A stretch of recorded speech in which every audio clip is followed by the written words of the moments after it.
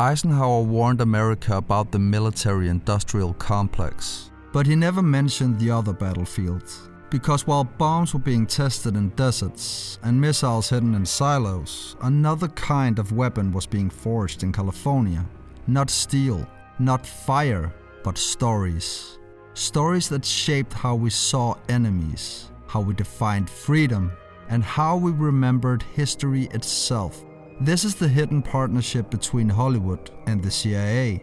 And stay with me until the end, because I'm gonna reveal a comprehensive list of major films that were secretly shaped, guided, or even directly assisted by the CIA. The CIA was created in 1947, just as the Cold War was beginning. At the same time, Hollywood was entering its golden age. The agency quickly understood something powerful. Cinema could move people more deeply than politics ever could.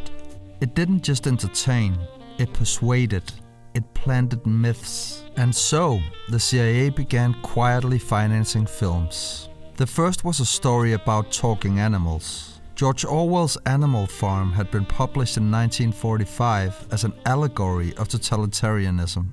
Orwell's own ending was deliberately bleak. The pigs who led the revolution became as corrupt as the humans they overthrew. But when the CIA secretly purchased the film rights, they rewrote the ending. In their internal memo, one officer wrote that the project should insert a new ending which clearly shows the animals rising up to destroy the pigs. A few years later, another writer's work would meet the CIA's scissors. Graham Greene's The Quiet American was a razor-sharp critique of American meddling in Vietnam. Its protagonist, an idealistic US operative, believes he's spreading democracy, but instead unleashes chaos. Hollywood adapted the novel in 1958, but the CIA was watching. The character of the reckless American was softened. His meddling was reframed as noble sacrifice. And Greene's indictment of US intervention became, on screen, a story that excused it. Greene himself was furious. In his memoir, Ways of Escape, he wrote, "It was a propaganda film for America." Propaganda in Hollywood never comes with a warning label. The Pentagon's influence on Hollywood was obvious. Directors who wanted tanks, warships, or fighter jets in their movies had to accept script changes. But the CIA preferred shadows. They didn't want to loan you planes, they wanted to loan you a worldview. In the 1990s, the agency appointed an official Hollywood liaison, Chase Brandon. Brandon described his job this way: "If I saw something that would make us look stupid, I'd say, take it out." It wasn't seen as censorship, it was seduction. After 9/11, the partnership grew bolder. The war on terror gave the CIA a unique opportunity to reshape its battered public image, and Hollywood was the perfect partner. Take Zero Dark 30. Filmmakers Catherine Bigelow and Mark Boal were granted unusual access to CIA officials. They were given background briefings, insider contacts, even access to classified information. The final product depicted enhanced interrogation, torture, as crucial to finding Osama bin Laden. But in 2014, the Senate Intelligence Committee flatly stated the CIA's use of enhanced interrogation techniques was not an effective means of acquiring intelligence. But audiences didn't read Senate reports. They watched the movie, and they left the theater believing the CIA's methods had worked. And then there was Argo. Ben Affleck's film about the rescue of American diplomats during the Iranian hostage crisis became a crowd-pleasing thriller showered with Oscars. But behind the scenes, the CIA had collaborated on the production, even opening up its headquarters for filming, the first time in 15 years. The agency later bragged on its own website. Argo is based on a true story of one of the most audacious rescues in history. A story that only recently came to light when it was declassified. In the movie, the agency's role was sharp, clever, and decisive. In reality, Canada's role was far greater than audiences were shown. But in Hollywood's retelling, the CIA took center stage.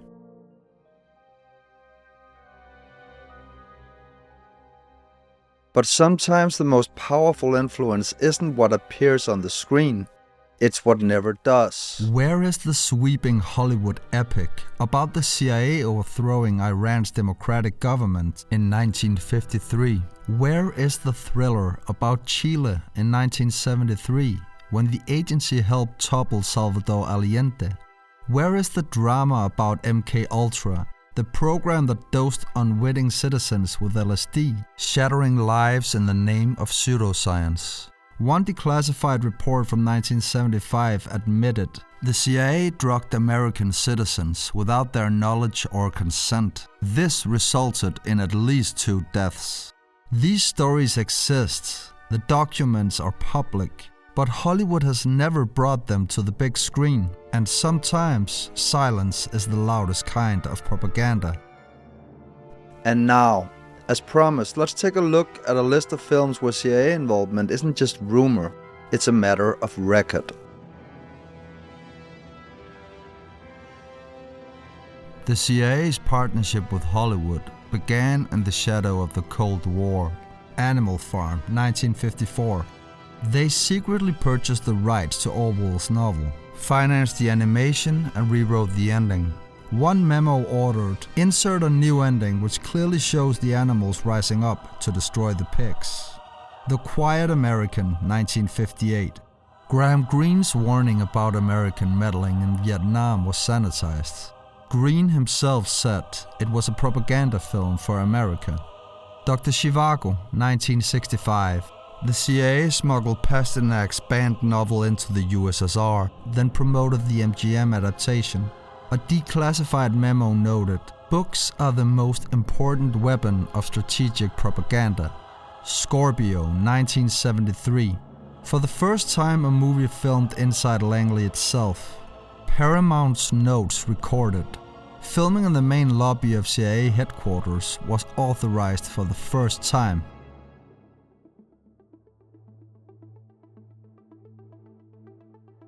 By the 1980s, Hollywood wasn't just cooperating, it was echoing Washington's most aggressive rhetoric. Red Dawn, 1984. Teenagers with rifles defended America from a Soviet invasion. The US Information Agency praised it as a vivid dramatization of the Russian threat to the American homeland. Rambo, First Blood Part 2, 1985. Vietnam was rewritten as a winnable war.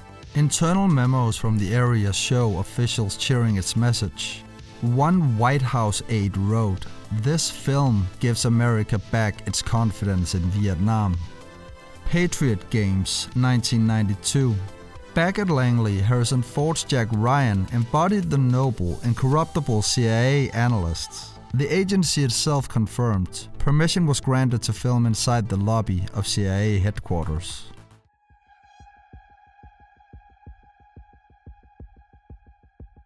After the towers fell, the agency leaned on Hollywood harder than ever to clean its image. The Sum of All Fears, 2002.